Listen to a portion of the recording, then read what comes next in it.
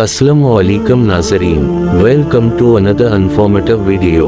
नाज़रीन, आज की इस वीडियो में हम याजूज और माजूज के बारे में जानेंगे कि उनका ज़ुहूर कब होगा और वो कहाँ हैं। नाज़रीन, याजूज और माजूज की जड़ें कदीम अफसानों और बाइबल के बयानात में हैं, जिन्हें बाद में इस्लामी तालीमात में अपनाया और ढाल लिया गया।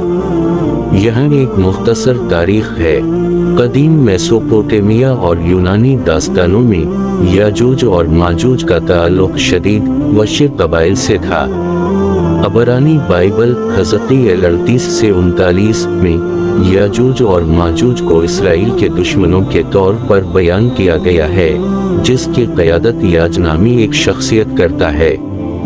इस्लामी तालीमात में याजूज और माजूज का जिक्र कुरान 18 से 94, 21 से 96 और हदीस पैगंबरी रिवायात में है। इस्लामी रिवायत के मुताबिक ज़ुल्करनैन सिकंदर आज़म ने याजूज और माजूज को रोकने के लिए एक रुकावट बनाई, जो अफरातफरी और तबाही का बाइस थे। कुरान याजूज और माजूज को इंसानियत के गुनाहों की सज़ा के तौर पर बयान करता है और उनकी रिहाई को आखिरी वक्त की अलामत के तौर पर देखा जाता है। कुरून वस्ती के दौरान यूरोपीय ईसाइयों ने याजूज और माजूज को मुख्तलिफ हमलावर क़ुव्वतों जैसे मंगोलों या तुर्कों से जोड़ दिया। जदीद दौर में बाज़ मुस्लिम उलमा और मुफस्सिरीन ने याजूज और माजूज को असली वाक़यात से जोड़ा है, जैसे मगरिबी ताकतों का उरूज या नए आलमी ख़तरात का ज़ुहूर।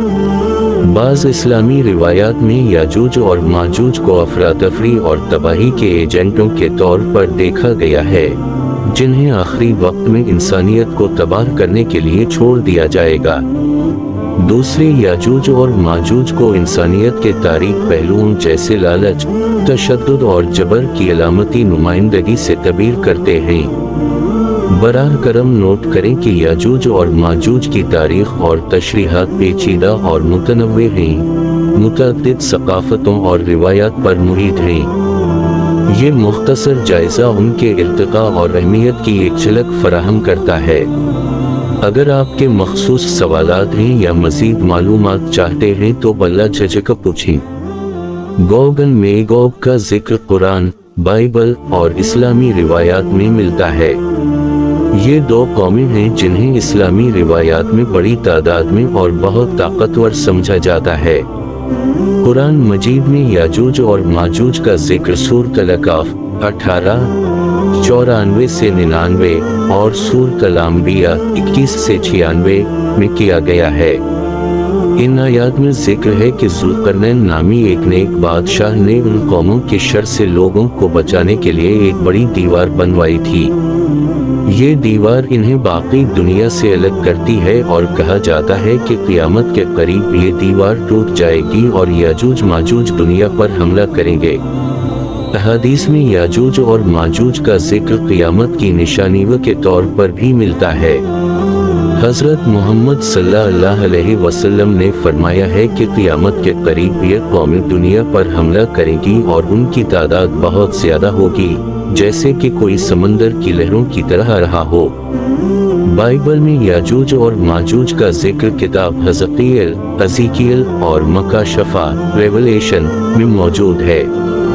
यहाँ इन कौमों को आखिरी जंग के दौरान खुदा के खिलाफ खड़ा होने वाली कौमों के तौर पर पेश किया गया है। याजूज और माजूज को अक्सर इंतहाई वशी और तबाहकुन कौमों के तौर पर बयान किया जाता है। ये भी कहा जाता है कि वो दुनिया की मुख्तलिफ कौमों पर हमला करेंगे और बड़ी तबाही मचाएंगे। इस्लामी रिवायात में ये भी जिक्र मिलता है कि उनके हमले के बाद दुनिया में अमन कायम होगा, जिसे क़स्र मसीह कहा जाता है। याजूज और माजूज की कहानी मुख्तलिफ मजहबी मुतून और रिवायात में मुख्तलिफ अंदाज में पेश की गई है, लेकिन सब में इन्हें एक बड़ी और खौफनाक क़ुव्वत के तौर पर दिखाया गया है जो क़यामत के करीब दुनिया पर गालिब आने की कोशिश करेगी।